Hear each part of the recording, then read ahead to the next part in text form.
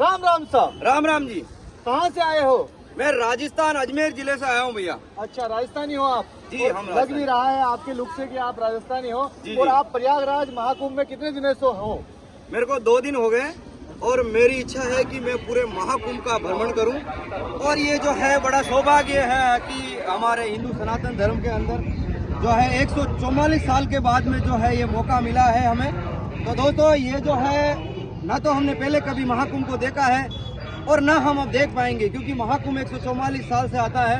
तो उस समय अपन जीवित ही नहीं थे और जब वापस आएगा तब तक हम मर जाएंगे, हमारी दूसरी पीढ़ी भी मर जाएगी। तो ये निरंतर चलता रहता है। तो दोस्तों जब जब जिस को मौका मिलता है तो उसका आनंद लेना चाहिए। और रही मेरी वेशभूषा की आप बात कर रहे हैं, तो ये मेरी वेशभूषा है जो राजस्थानी वेशभूषा है। इस वेशभूषा पे काफी लोग कमेंट करते हैं कि ये उस समाज की है, उस समाज की है।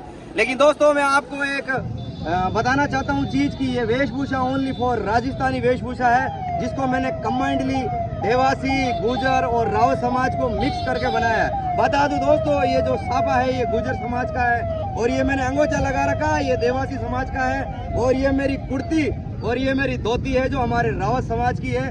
तो दोस्तों सभी को कंबाइंड लेके सर्व समाज को मैं साथ लेके चल रहा हूँ। पूरे राजस्थान का कल्चर जो है पूरा भ्रमण कर करके सब जगह मैं दिखा रहा हूँ कि हमारे जो है दादा परदादा कौन से कल्चर में रहते थे और आज हम भी उस कल्चर में आएंगे तो अच्छे लगते हैं। आज की जो नई जनरेशन है वो क्या कर रही है, बड़ी बड़ी पैंट है, 10-10, 20-20 हज़ार रुपये खर्च करके ड्रेसें लेके आते हैं और उसका कोई महत्व नहीं है दोस्तों। इसलिए अपनी सभ्यता को अपन जागरूक करने के लिए मैं ये सब चीज़ें कर रहा हूँ। रही बात महाकुंभ की, तो महाकुंभ के अंदर आने से जो है दिल को शांति, सुकून, बहुत अच्छी चीज़ें जो है अपने शरीर में महसूस हो रही है। एक चीज़ और बता दूं दोस्तों, हमारे गांव में वहाँ पे अभी ऐसा माहौल हो रखा है कि यार महाकुंभ में जो लोग जा रहे हैं उसको 10 किलोमीटर, 5 किलोमीटर, 40 किलोमीटर पैदल चलना पड़ रहा है। ऐसा कुछ मेरे पास फोन आए।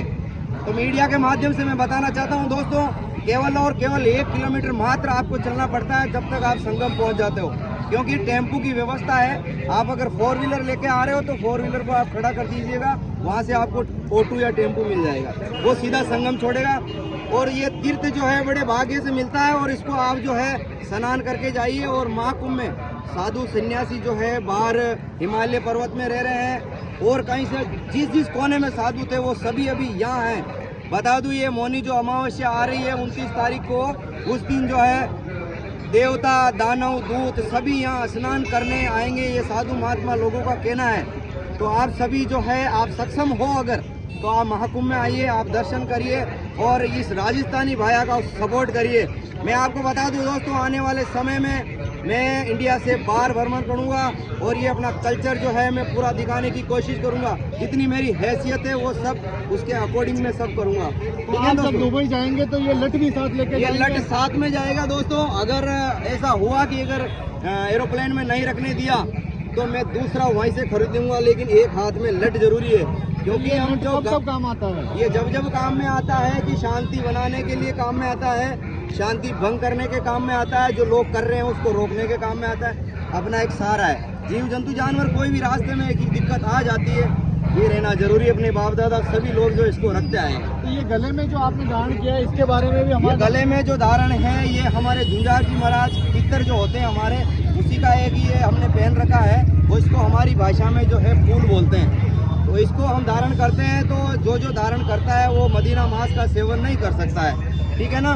तो ये हमारा कल्चर है, इस कल्चर को लेके हम चल रहे हैं। और ये जो जूती है ये हमने सुना है कि हाथों से बनी हुई जूतियाँ ये जूती हाथों से बनी हुई है और ये कंपलसरी ऑर्डर पे मिलती है, क्योंकि पुराने जमाने में ये चीजें बनती थी। आज के समय में लोग पहनते नहीं है तो इसको नहीं बनाते। इसको पहनने के क्या फायदे हैं? इसको पहनने के इतने फायदे हैं कि एक तो ठंड नहीं लगती है क्योंकि ये चमड़े की बनी होती है। दूसरा इसका फायदा है कि जब अपन चलते हैं तो कांटा कील लगने का जरूरत नहीं है, क्योंकि इसके नीचे देखिए रबड़ लगी हुई है। वाह क्या बात है, टायरों वाली रबड़। ये टायरों वाली रबड़ है। तो जैसे गाड़ी में टायर है वैसे टायर मेरे में लगे हुए हैं। अच्छा, तो ये जो धोती आप पहनते हैं ये पतला कपड़ा होता है, तो इसमें आपको ठंडी वगैरह नहीं लगती? नहीं, ठंडी ऐसे नहीं लगती है क्योंकि ये मजबूत टाइट बंदी होती है, तो इसमें ठंड वगैरह नहीं लगती है। लोग आजकल लवर वगैरह ऐसी चीजें पहनते हैं वो लूज होती है, इसमें हवा वगैरह लगती है, ठंड लगती है, इसमें कंफर्टेबल महसूस करता है। तो क्या आपने ये जो ऊपर पहन रखी है ये बगसरी आज भी सीलने वाले कारीगर जो दर्जी लोग हैं वो है जीवित? बिल्कुल जीवित है। इसमें क्या है कि काफ़ी हमारे गाँव में जो है, हमारे राउत समाज में अभी तक ये बदगरी पहन रहे हैं। तो जैसे श्रीनगर हुआ, नशीराबाद हुआ, इन जगहों के ऊपर ये अभी भी बनाई जा रही है। लेकिन सिटी में ये चीज़ें अवेलेबल नहीं है, इनके कारीगर काफ़ी मर चुके हैं। लेकिन अभी जो है ना, पीढ़ी दर पीढ़ी जो काम करते हैं उनके पास ये चीज़ें हैं। तो ये जो है नाप से बनती है और सीधी फिटिंग होती नहीं है, तो ये अभी भी मिल रही है। तो इनका कितना कुछ खर्चा आ जाता है इस पोशाक को पहनने में? इसको पोशाक को पहनने में 2000 रुपये मात्र खर्चा होता है। 700 रुपये समथिंग तो ये बदगरी बनती है और 500-600 रुपये का जो है अपनी